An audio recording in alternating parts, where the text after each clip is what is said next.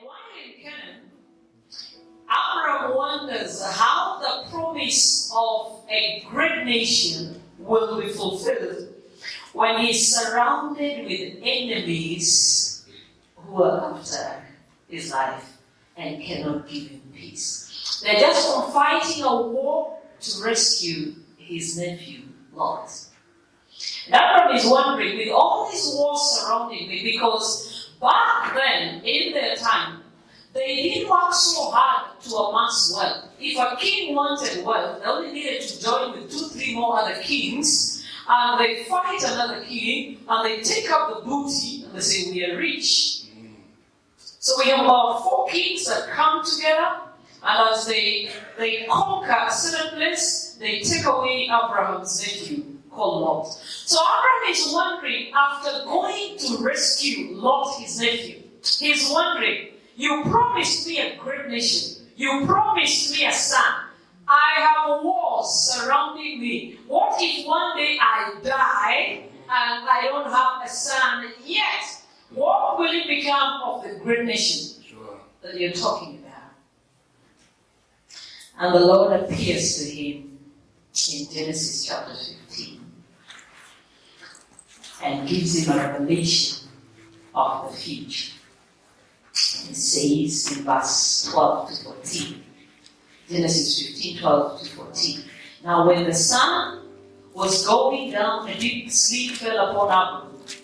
And behold, a horror and great darkness fell upon him. Then he said to Abraham, know certainly that your descendants will be strangers in a land that is not theirs, and will serve them, and they will afflict them 400 years. God is talking about descendants of Abraham that will be in bondage. In which land?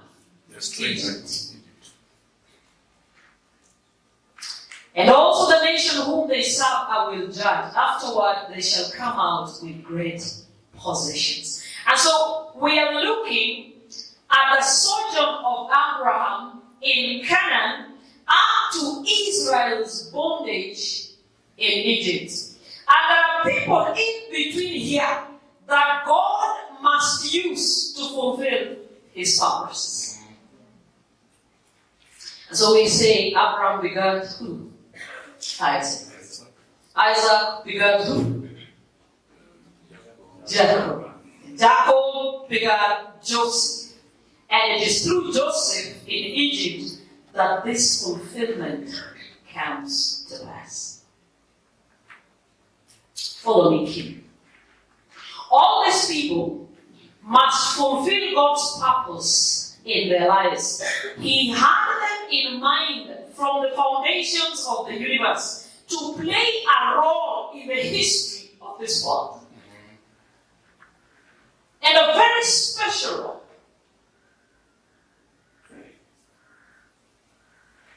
All of them have an entry point into this world. And as they fulfill their purpose, as they fulfill their calling, they must exit this world having emptied themselves of their full potential.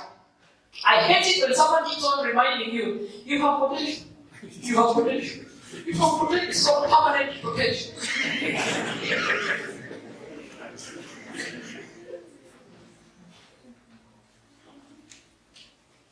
They must exit the world having emptied themselves of their full potential. A certain speaker, the late, the name goes, it will come, says, you must die empty. To die empty means there's no potential left in you by the time you die. Right now you're full of it. But by the time you die, you must die what? Emptiness. You have done what you were designed to do. You have done what you were born to do. You have done what you were created to do. You have done what you're called to do. And I love it.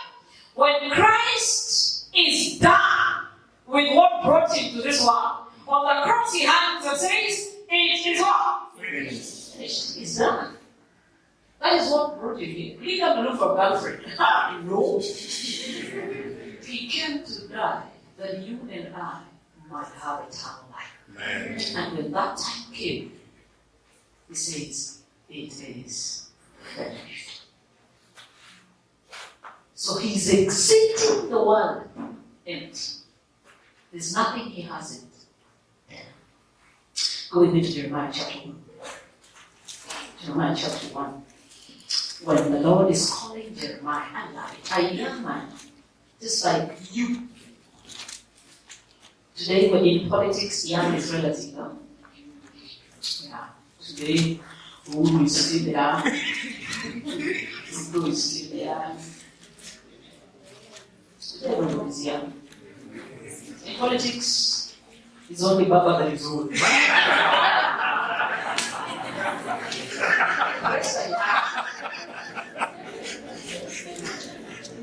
This is the call of Jeremiah.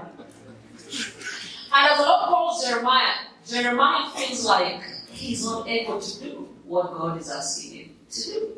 And listen to verse 4 and 5. The Lord reminds him that the word of the Lord came to me saying, before I formed you in the womb, I knew you. Question.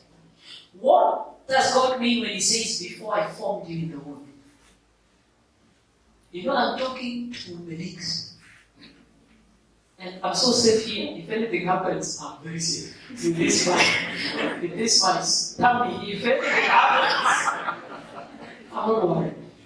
I'm in the hands of experts. And that's why I love institutions like this. You know, polytechnics, this one. You're very hands-on. Remember when I was giving birth to my second one, I was in a private hospital. And I told the nurse, I don't have labor that goes beyond 30 minutes. My labor is within 30 minutes. And the first 20 minutes is very mild. I hear it from very far. The next 10, it's so intensive, and the baby is out. You still have some 2 more hours. It's 2 hours. I didn't know I was dealing with a nurse that didn't have experience. And the clinical officer had not come. So he said, can I call the clinical officer? I said, for what? I thought you were a nurse. Because I know the baby is almost coming up. And she panicked, and I said, this one will have me die on this bed. Then a friend of mine just popped in, upgrading her diploma to a degree. She has been at the MTC. And told her, Mom, the baby, is of gloves. Because the baby had already, the head was already out. And she doesn't know what to do. Then these gloves are like, a friend who has just come from the house to see you. She's upgrading her nursing. And this is the girl that delivered me. And she tells me when they went with her out, she said, she has only done one delivery in her life. And it was a long time, she can't remember what was done. So when I look at NTC students, I see hands-on people. I was giving my last born twins.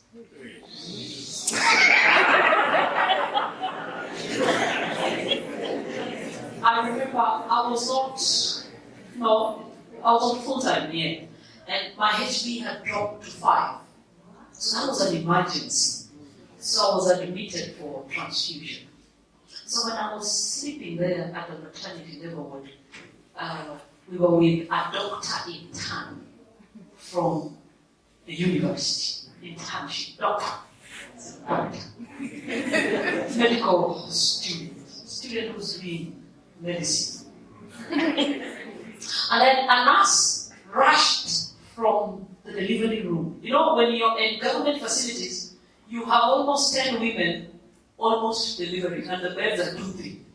So it's not time to say, okay, push to. They give you one slap. Go out. Because there's someone next to that. Who the baby is coming out. Actually, is in America. And there's the same class in the public hospital can say in America. Sure. And I said, Doc, this is a twin delivery we have. The first twin has come, but the other one has the head facing up. So the legs have come. What do we do? I said, hey, we use it. We say, if I need to be doing it, I'm very sad. And the nurse went back. I don't know how it ended. I'm not so sure how it ended. What I'm saying is this. You guys are the best. You just whenever we go to the hospital, we appreciate your efforts. Private hospitals do not have patients. Could be one or two. But government facilities are packed. And you just have to work.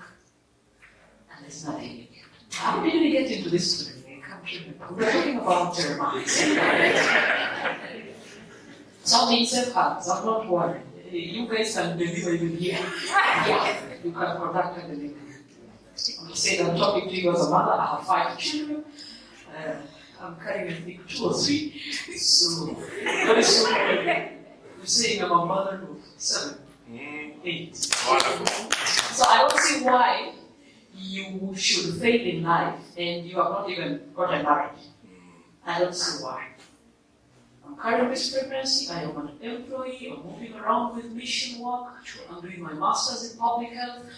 So Monday through Friday, I have my classes from 5 p.m. to 10 p.m. in my sixth class. And I must make sure my kids are well fed. So you have no reason. Your husband. My husband must be taken care of.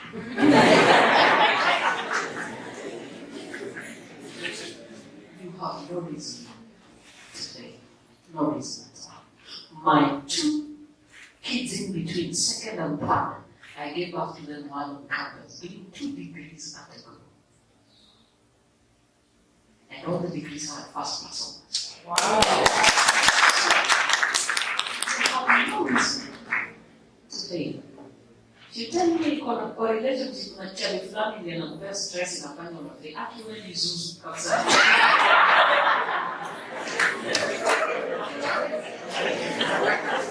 Sasa kama uwezi handle pressure ya mchani, utahandle ya mzee. Ya mabwana huko nje ni kali. Wacha ya boyfriend unaweza anyway, unaweza mwacha na huko umeingia. So mtu asikufanye ufail bure. Hapa kuna kitu hapa tumekuja kusoma. Yes. Unasikiza? Tumekuja kufanya kusoma. Kianza kufuatana na mvulana ya mtu mwenye nilipia school fees. Na anapewa pocket money. Hata wewe unaona kichwa yako inakaa.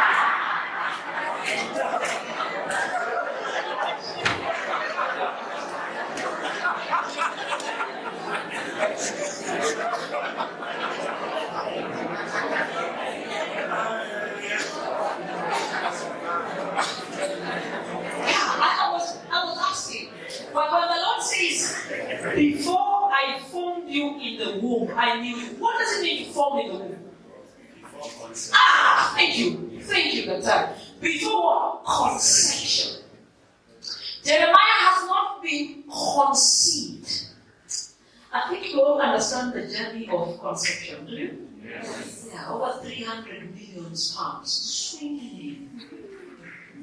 Some get so weak and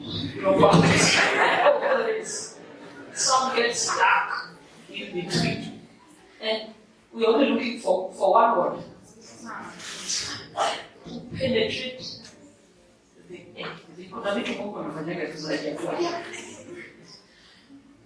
before even Jeremiah's parents have thought of having a child, conception has not taken place.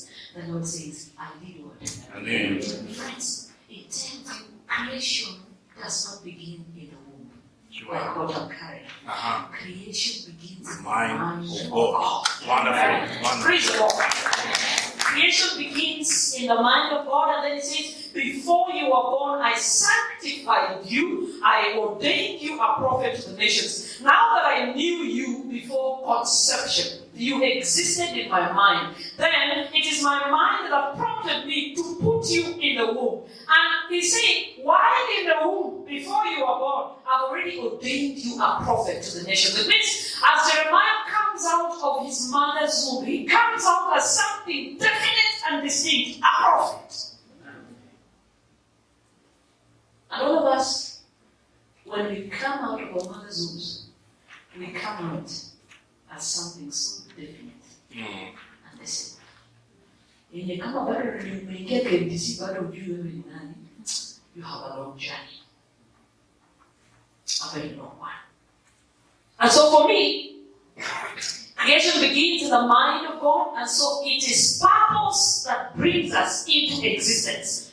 We are purely a product of purpose. The Lord says, I need a prophet in this country in the next 20 years. He already exists in his mind. And the prophet is meant to connect the people with me. And so it is that purpose that brings you into existence. Amen. You are a product of purpose. It's purpose that instills in us the passion to act in life. Let me tell you,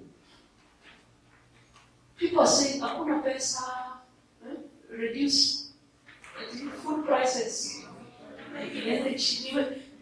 Kama huwezi afford kitu, shida sio hiyo kitu. Shida ni wewe ukosa.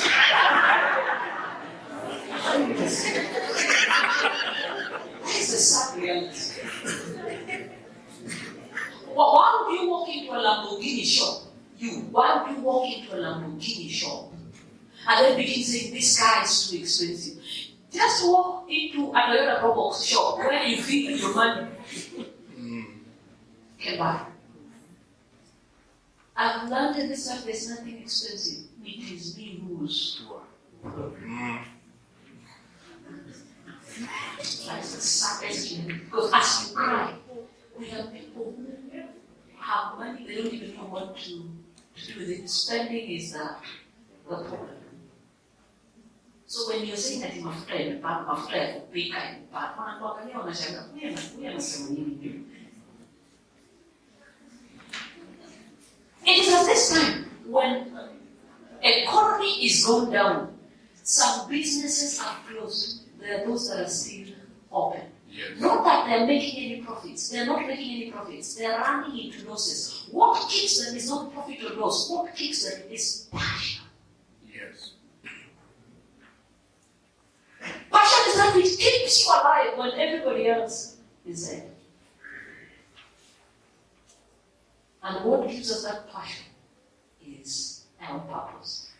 Some preacher says, if you cannot identify your purpose, then identify your passion. It will lead you to your purpose. That's true.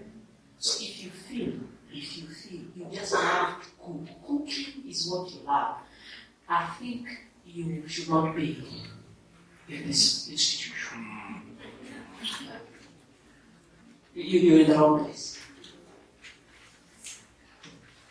We have people that are just love security work. Not that they're dunderheads, they have good grades. But they just love security work. How many security companies do we have in this country that are pumping billions into the economy of this country? How many? A friend of mine that owns relay securities. I look at him and he brags the number of employees he has. So when you're struggling with medicine in Nairobi University and abandon your passion for a title, sasa kula title.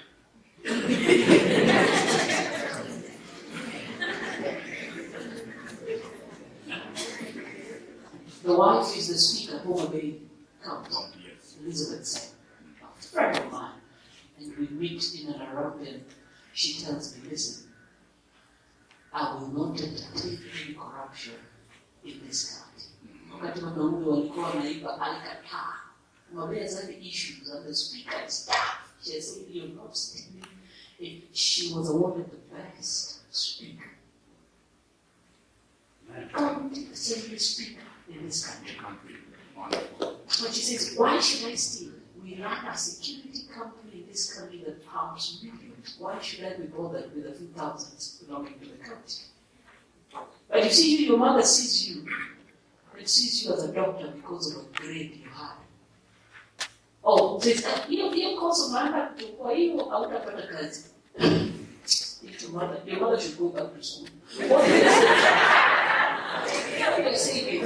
We are not market driven, we are purpose driven.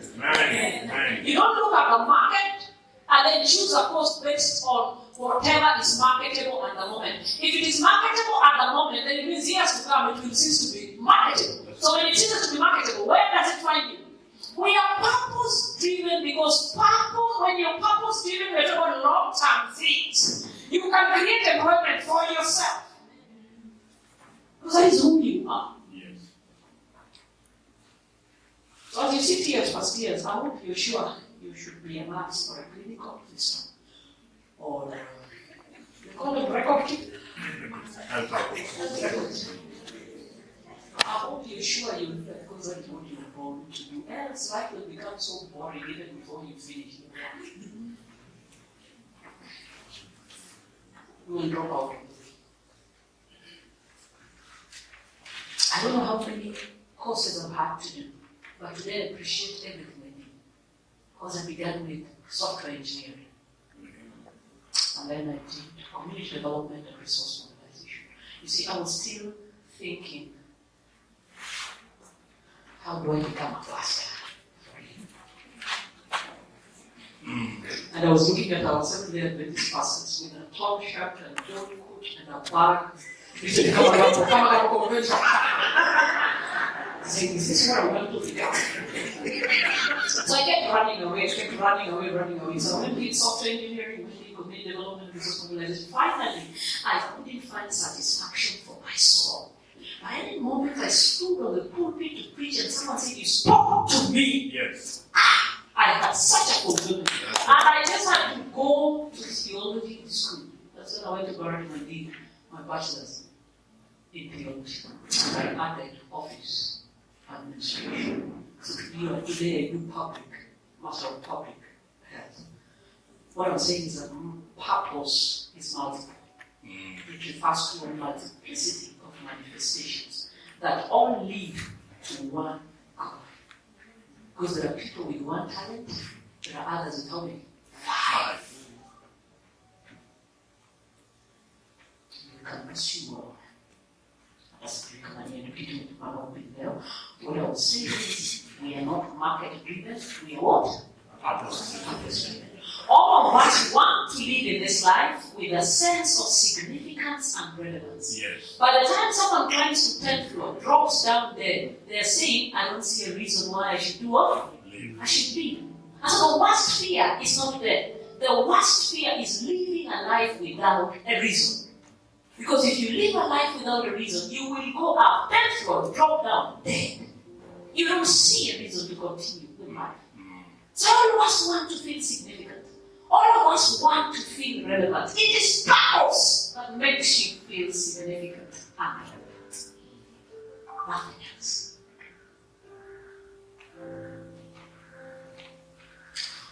The true definition of success, therefore, is in the fact that you have fulfilled what you are born to do. Because there's something in this world that only you can do. That's right. No one else. Only you. Success is not measured by the kind of wife and children you have. I've heard people say, a successful man, you see the family he has brought up. That is nonsense. What of men who don't want to marry? How do you measure this? You see, the next one must cry. Success has nothing to do with how much you have in your bank account. Success has got everything to do with you fulfilling the purpose for which you were born. That is not success. So when Christ says it is finished, he's saying, I have succeeded. Amen.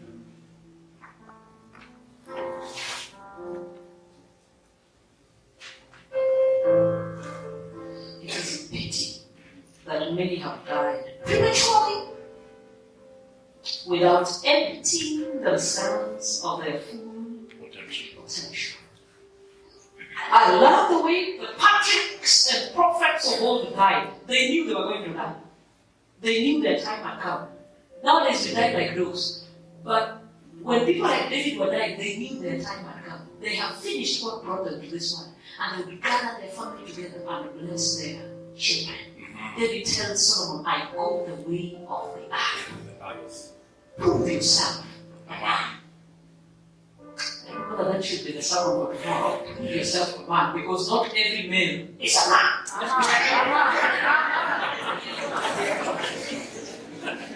But of course, David knows his son is a man. Like saying you need to prove yourself a what? Now, men don't go around spraying seeds everywhere. They don't. Okay. They guard their loins jealously. Can't just have their babies everywhere. That's a man. But a weak man is loose. Speaking to someone who is okay.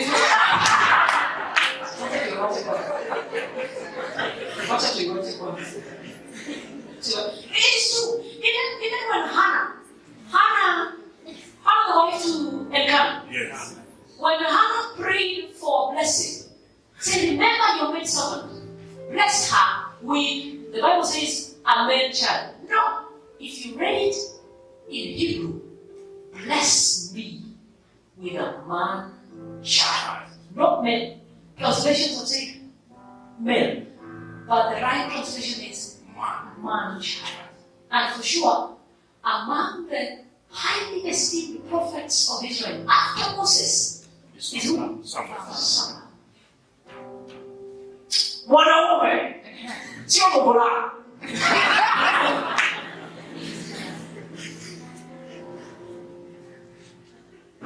Hata wewe unakaa hapa msichana hata kutafuta mwanaume sio ni?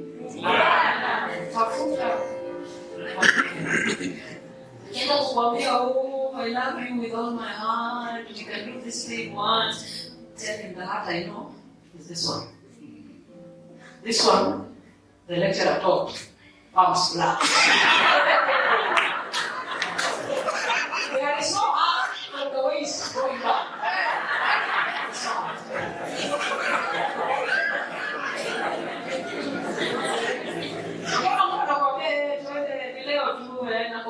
Huyo ni mvulana, huyo sio. So karibu.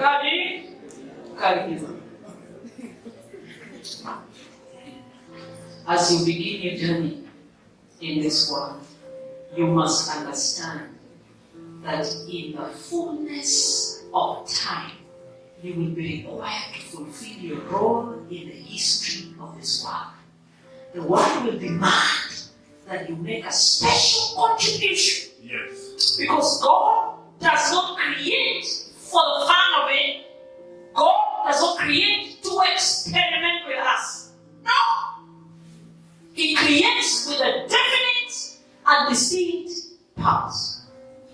Time is coming, the world will demand you make your unique contribution. And when people are supposed to make contribution, all our men are in committee. And they say, polygamy is not bad. That's what they say. Polygamy is not bad. Wamama wasichana ni wengi kushinda wavulana ni wengi. Ni vile wako kamiti kwa biara. Ni wengi. Wamefungwa.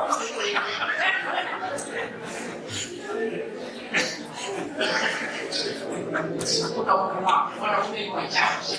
And to believe they said that time is coming when one man will have 7 wives. That is not literal. It is not literal at all.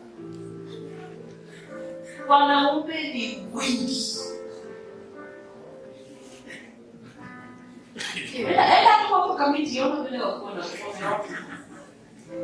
Hata wewe ukicheza huko ndio unaenda. The fulfillment of purpose. Listen to me carefully.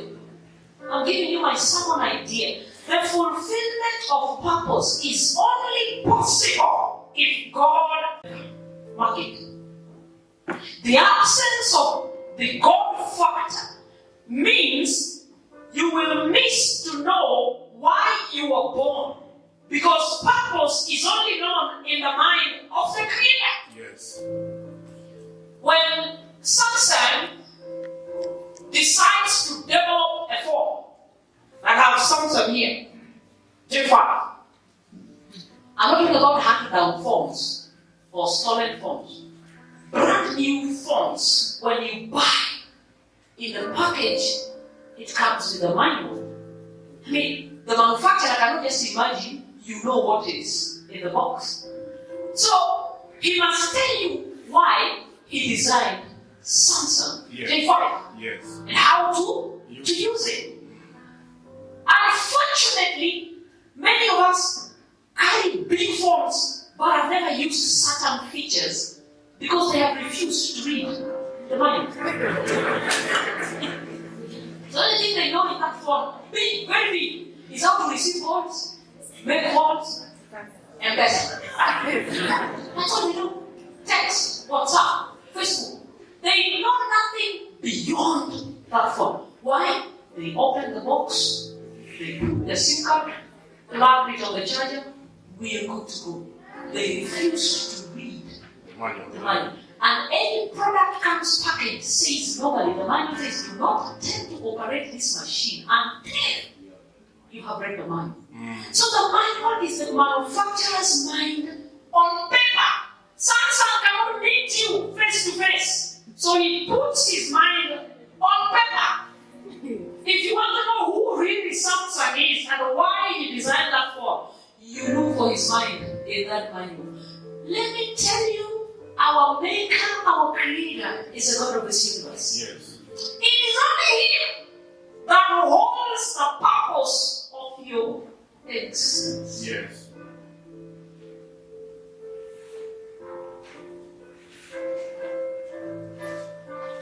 You cannot succeed in this world without the God factor. Everyone lied to you. Yeah. Now, what when your leaders are saying, usipopatikana hapa, patikana CU. Ukipatikana hapa, patikana SDA. Patikana Catholic huko. Hakuna, kama sina class, hizo vitu tatu. Ama hospitali. Mahali ingine unaenda sijui wapi. Huko mahali unaenda ingine ni wapi? Kando na class, CU, SDA, Catholic, na hospitali. Mahali ingine unaenda ni wapi?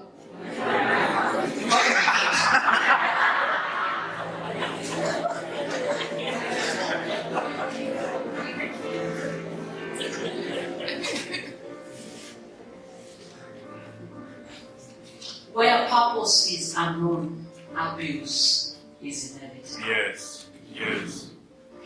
Let me make it simple. A young man has a girlfriend, and the girl has very long hair. The long hair that men like. How many like long hair? Yeah, you love it. Even when it's fake, you don't care. You still like it. And this girl loved to do hair buns that would band across her head. She looked lovely.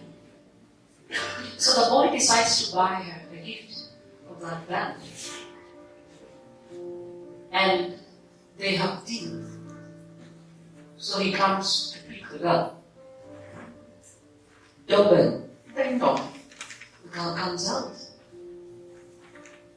And the boy is asking, are you ready? He says, yeah, I'm ready. Where is the gift I gave you? You can't see it. He said, no, I can't see it. And she points to the skirt she's putting on.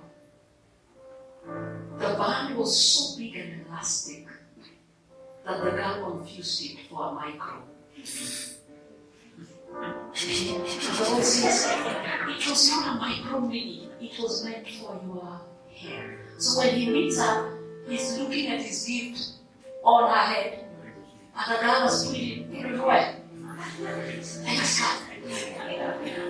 She didn't know its purpose.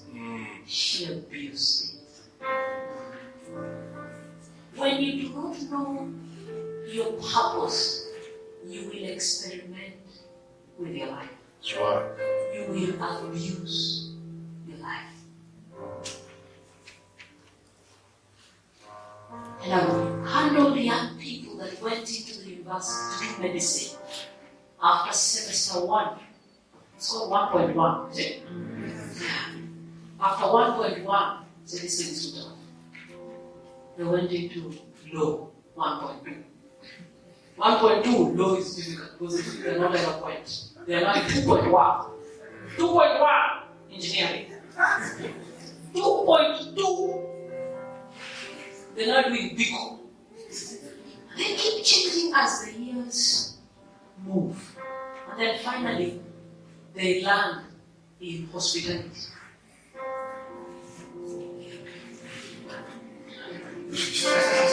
I'm not saying hospitality is bad.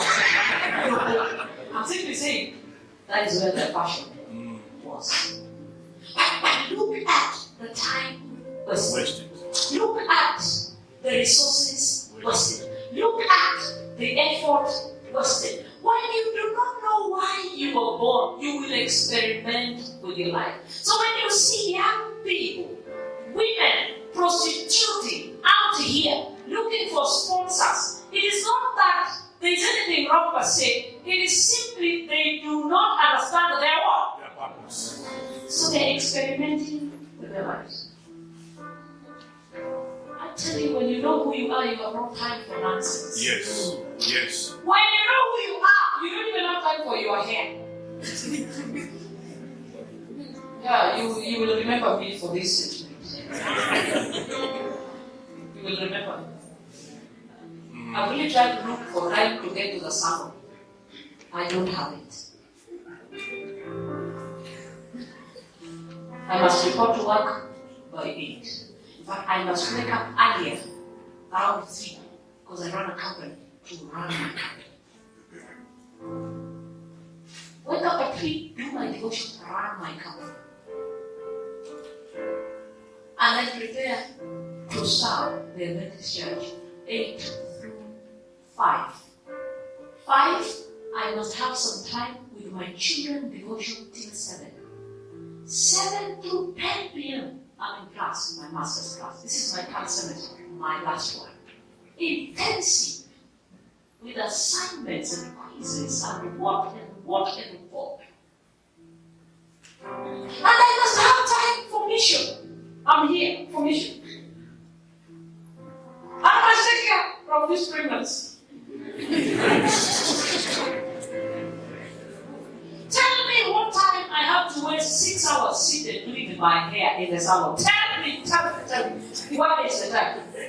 Niambie wapi hiyo time. Niambie. In fact, sina hata time ya kufikiria ni nguo gani navaa. I don't have it.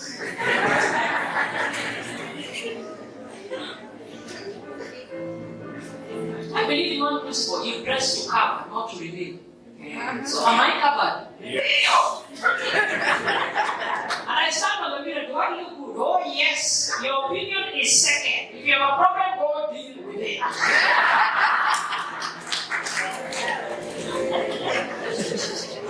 I'm convinced I look good. There is no time for those kinds of things. And when I see people looking in the image of the salon, I wonder, where do these people get time? But when I feel so exhausted, and I've made money, we make money to spend, not to give. Now I treat myself. I go for a vacation at a cost with my family. The next few weeks, I'm going at a cost with my family to enjoy sun, and sea. Nakupigia mwili. Wewe bado umepoteza your purpose, unafanya vitu I make sense, alafu unaenda kutafuta sponsor to fund your life.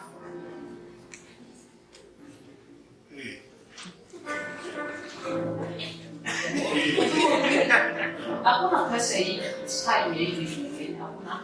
Hiyo nayo wacha nikwambie mapema. mapema. If you find me in the salon doing facial, manicure, pedicure, I don't polish my nails. I just remove cuticles, get a good massage. Do my facial to remove, exfoliate dead skin. And get a good, nice massage. High-end salon, see in corridor.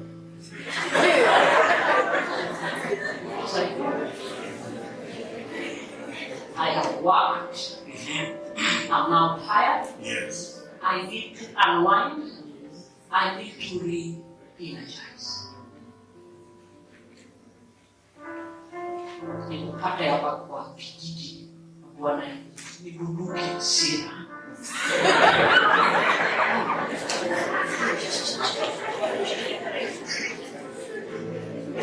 Oh sana, ninaishi Kisumu, siishi hapa.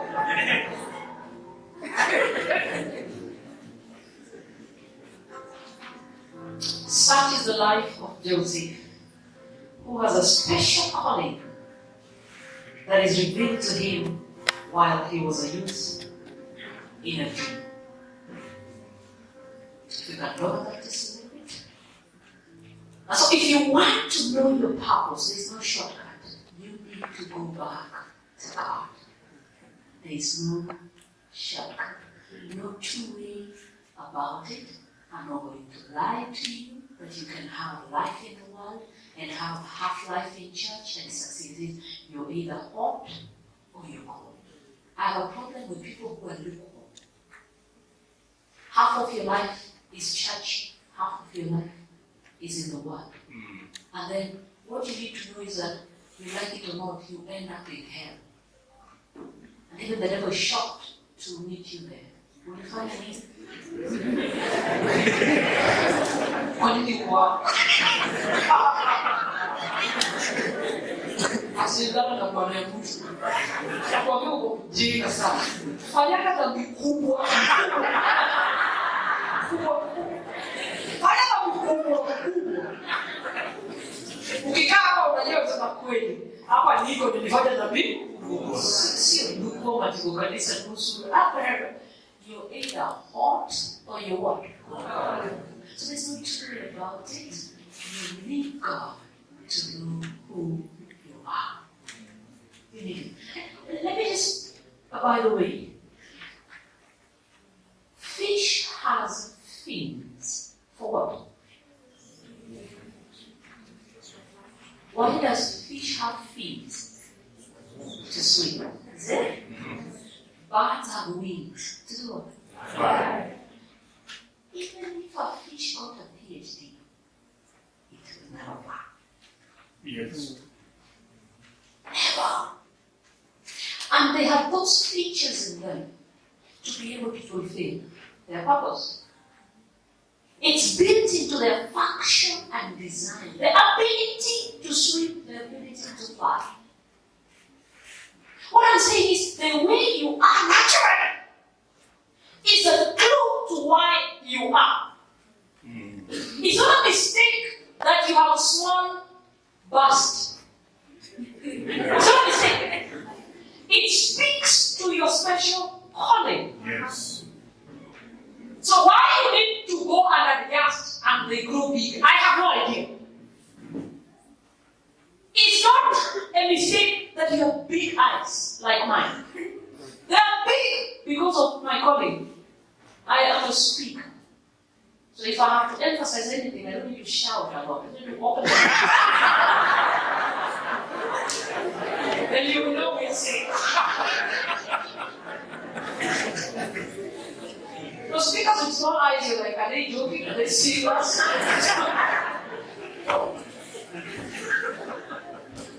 The complexion you have, everything about you speaks to your purpose. Yeah. Praise the Lord. Yeah. Praise the Lord. Yeah. And so you need to cultivate a very high degree of simplicity. Yes. For you to know why you were born. The more you sophisticate yourself, the farther you ever move from finding out who you are. So just be you. Be you. Don't be someone else. Just be you. You will love it. The day you learn to wear your natural hair and your natural face, make up for this, that is the day your self-esteem will go to the highest point. Because you don't care who sees what. But for as long as you still feel there's something missing, and I must do one here, for someone to see me, it speaks of a very low self-esteem. No one chooses to be black-skinned, is it? Yes. No one chooses to be light. There are things in this life you don't choose. Do you choose to be a Kikuyu? No. Do you choose to be a Jaluo? No. Do you choose to be a Luya? No. You just find yourself. Even these religions, we find ourselves in a Catholic home, born by Catholic parents. We find ourselves as Adventists, born by Adventist parents. I mean, it's just something we have choice of. So when I see you dark-skinned like me, and then tomorrow I meet you white, you have a problem. Tini wanaume wanataka. Ndio, wanataka wasichana weupe. Sisi ndio puu.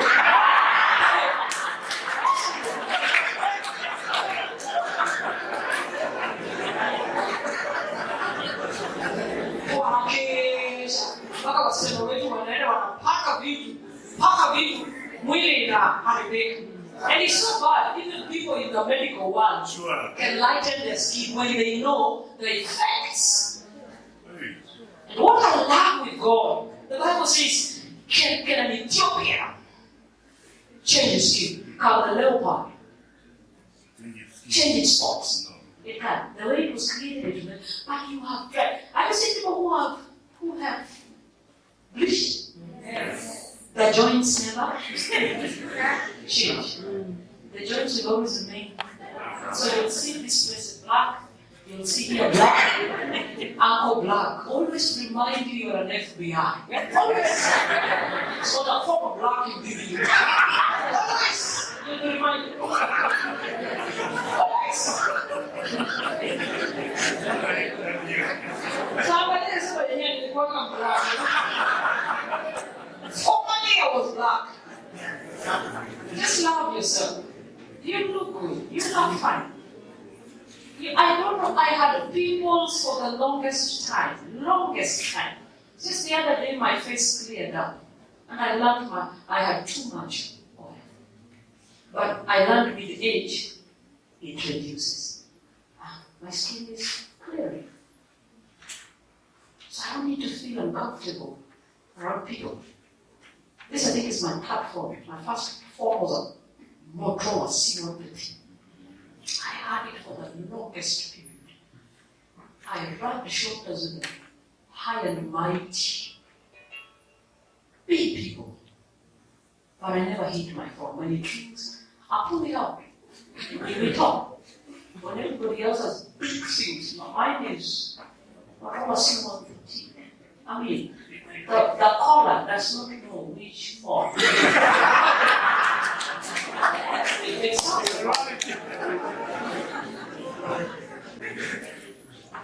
It still serves the purpose. I love everything I have. Everything. Today I'm in Samdak, you can see Bata Samdak. There are 600 more. I go with them to work this office. And no one bothers to ask me their mind. The answer you will get will be a rude.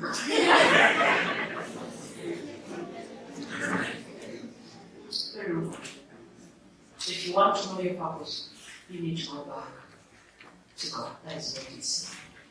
Among Jacob's children, Joseph was the beloved of his father.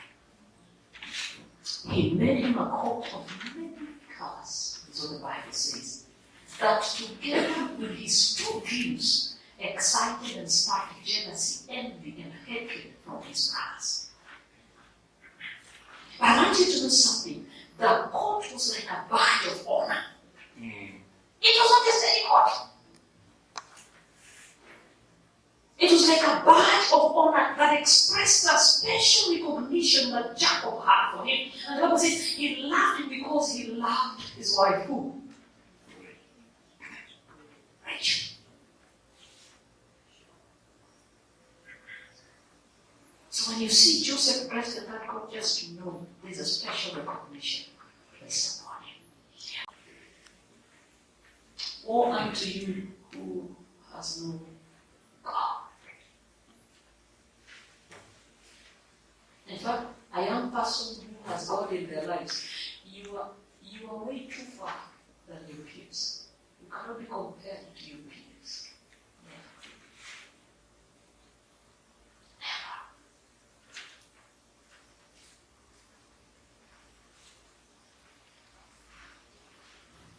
And then from verse 5, the Bible says, so it was from the time that he had made him overseer of his house and all that he had, that the Lord blessed the Egyptian's house for Joseph's sake. And the blessing of the Lord was on all that he had in the house and in the field. The house of Potiphar was blessed for whose sake? Joseph. When you begin to fulfill your calling, when you begin to fulfill your purpose, listen to me carefully. You become a blessing to the people that surround you. You become a blessing to the people that are within your sphere of influence. The day you begin to live your purpose, your life becomes unrecognizable. Hata unajiangalia unashtuka, nimefika hapa. Even you can't explain.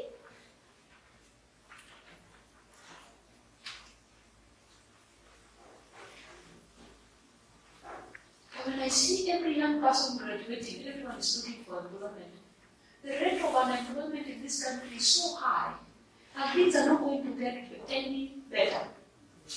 So if you're in school for employment after graduation, I think your mind is as small as the head of a sparrow.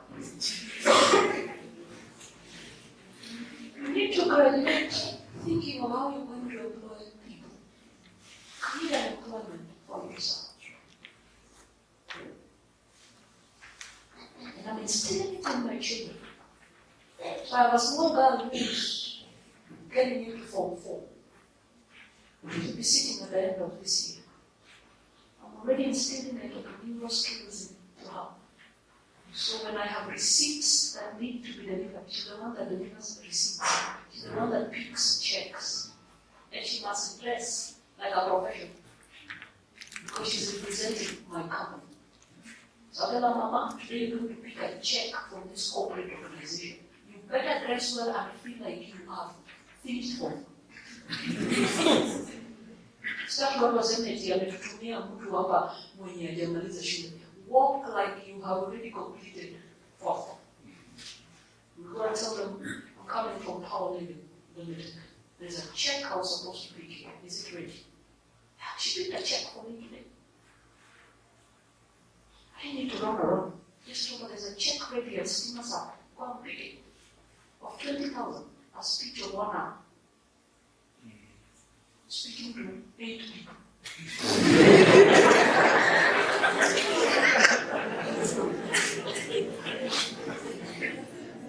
I get my 20,000 in 1 hour. And I must pick my check as the others spend time in the south. Verse 6 to 8. He almost done. Thus left all that he had in Joseph's hand, and he did not know what he had except for the bread which he ate. Now Joseph was handsome in form and appearance. And it came to pass after these things that his master's wife cast longing eyes on Joseph, and she said, lie with me. It's not only men that ask for sex. There are women who are so macho enough to ask a man for sex. And they ask for it from young boys. They're called Ben 10. And I know there are boys kept by big women. There used to be a club in Nairobi here, meant for women with power and money.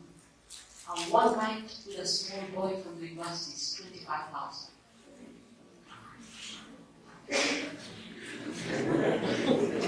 Boys flock it. The problem is once you spend a night with her, she keeps you forever. Rents for you a place in Kivalation, the leafy estates. They rent for you a place there, give you an apartment, give you the car you want, BMW X6, whatever you want, you will get it, put you on a salary. But the only condition is the day I find you with another girl, that's the day you die. Lie with me. But he refused and said to his master's wife, look, my master does not know what is with me in the house, and he has committed all that he has to my hand. Joseph is saying, I am a man of integrity. Your husband knows me for being forthright. Your husband knows me for being consistent. He knows me for being honest. He knows me for being sincere. For it is required in stewards that one be found faithful. I cannot compromise. How many of you, when handed drugs, you can comfortably say, this is not my style? Yes, natoka hoja. But there's already survived hoja. This is not my style. When your girlfriend says, when you go after a person, oh, that's sort out it. So tell them we can survive. It's not your style. David refused the armor of sword and said, I cannot go to war in this. Strip them off. There's a way I'm used to fighting. With my back, sling, stones. I'm comfortable. David is saying, you cannot succeed in borrowed things. So if you're used to dressing proper from your village, you better keep it like that until you can win. You don't come here to start dressing in a funny way because everyone is dressing like that. Because when you give us your geography, we attach a very bad history. You don't come to expose your breast, expose your thighs, expose your what? No. You must dress in clothes that do not accentuate your body parts. Cover you properly. If you want to know, I'm speaking to my boys, if you want to know a level-headed woman, judge from the way she is. Hao wengine watakutumia tu. Verse 9. There is no one greater in this house than I, nor has he kept back anything from me but you, because you're his wife. How then can I do this great wickedness and sin against God? He's saying, fornication for me, no. Adultery for me, no. You are someone's wife. It is a disgrace in our nation to fornicate, to be adulterous. It is an abomination, unacceptable in our land. Where you get the courage to sit on the laps of a 70-year-old man. I want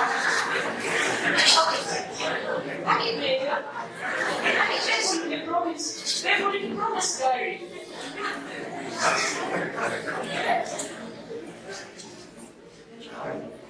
A few more verses and then we can go.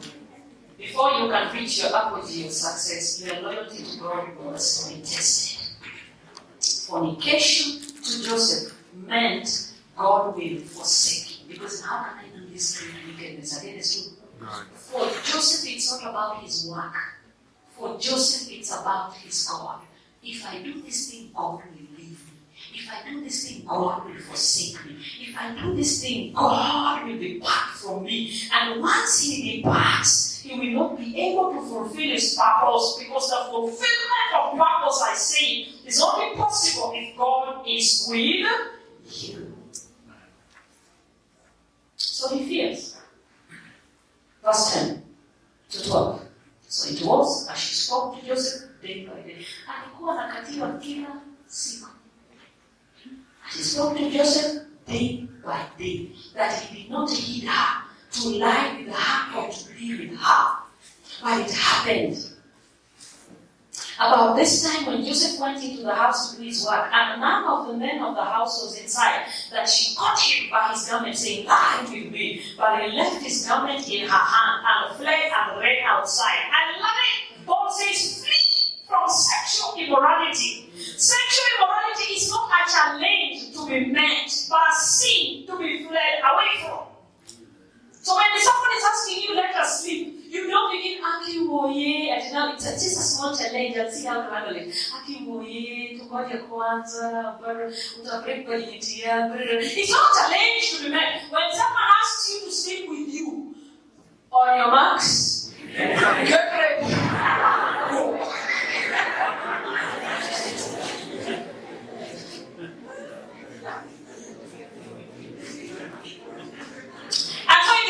When she saw that he had left his garment in his hand, I don't want to read the whole of it. What happened? The woman cried and said, "This Egyptian you brought here has mocked me, blah, blah, blah, blah. So she's now accusing what? Joseph. Remember, she has evidence. Remember, she has evidence. Let me tell you, out here, people will accuse you for things you didn't do, and you cannot even defend yourself because they have what? Evidence. They can prove it beyond reasonable doubt. Even when you've not done it.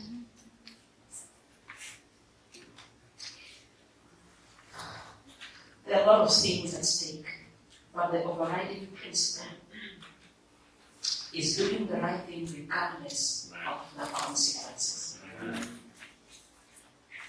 Remember, he's a stranger. He's the only Hebrew in the house. In the city. We can as equally say, Agar asked me, my boss is asking me to sleep with him. If I don't, I lose my job. What do I do? Is that a question to ask a person? Flee! So you want to compromise to keep your 30,000 job? Flee! Quit! Tell him, I have quit. Not pressure me with sex because you think getting a job is difficult. Flee! People have sacrificed their dignity for the things of this world. People have ascended up their career ladder by sacrificing their dignity. People have grades, I call them STDs, sexually transmitted degrees. They have grades. They've never sat in class, but they have grades.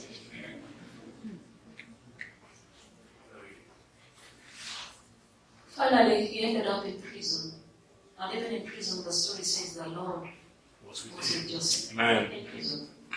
What I'm saying as I finish, when we remain true to God, even in a sea of terrible circumstances, the Lord is still with us and will be able to create an island in that sea. Amen. He created one. In prison. And the next place, the prison catapulted him to the highest position in the land. Amen. I am praying. Listen to me, my children. There is no success outside of God. The God factor is important. May the Lord bless us in Jesus' holy name. I might not be possessed or directed by the whims of others. I must hold high the principle of honesty in order to maintain my self-respect. I must realize that the quality of my work is not determined by my beginning alone, but my continuing and completing a task as well. I must adorn my behavior with good manners, for they are an outward expression of an inward beauty. I must understand the close relationship between appropriate dress and a clear character. I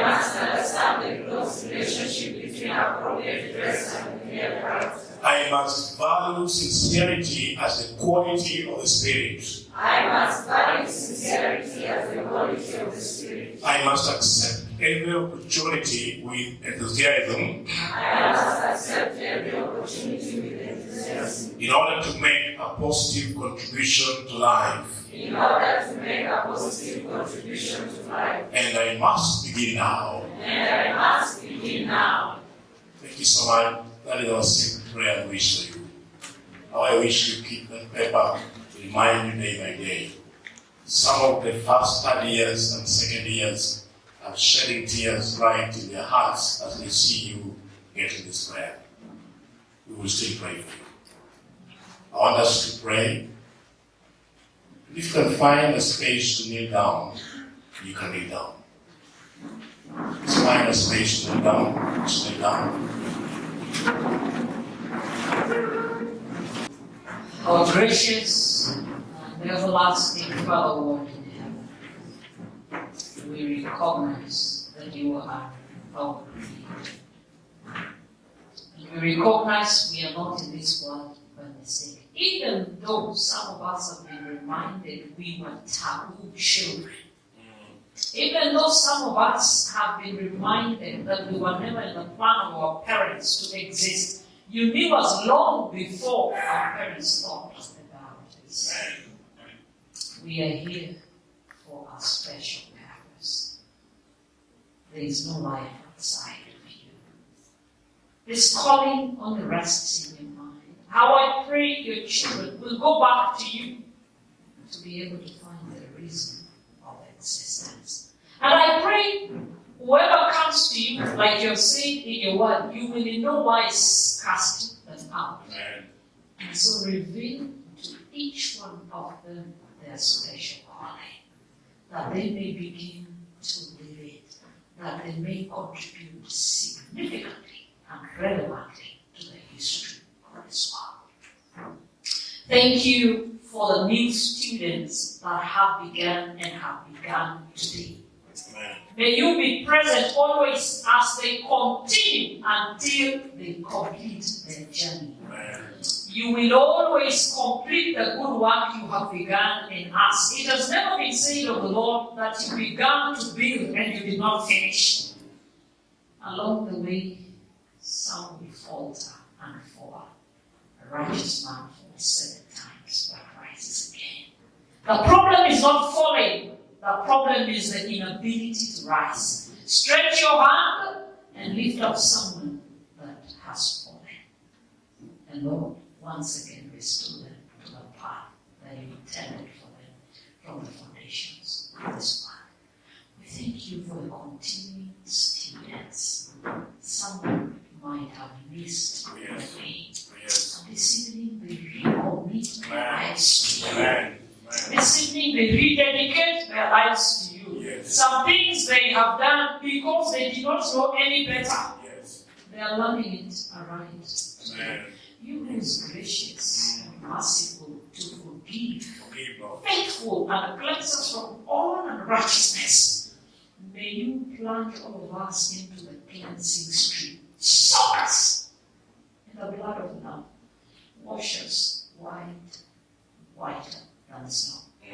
Cleanse us from the crowns of our head to the sole of our feet, healing every putrefying soul that sin has caused in our lives.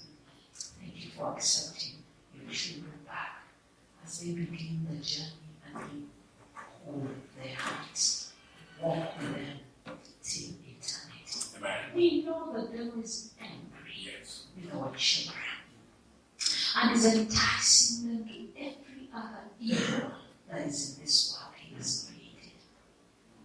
I pray that none of your children will succumb to his temptations.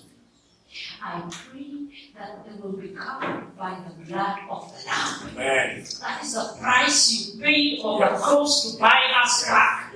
We have no debt belonging to the devil. You paid the full price. And so the devil has no power over any child of God. We walk into his stronghold and claim by faith all that he has stolen that belongs to us. Because Lord, he is a thief. He's come to steal, to kill, and to destroy. We may lose none of our children in this institution. None. We will not lose anyone because we serve a living God. Amen. Do not depart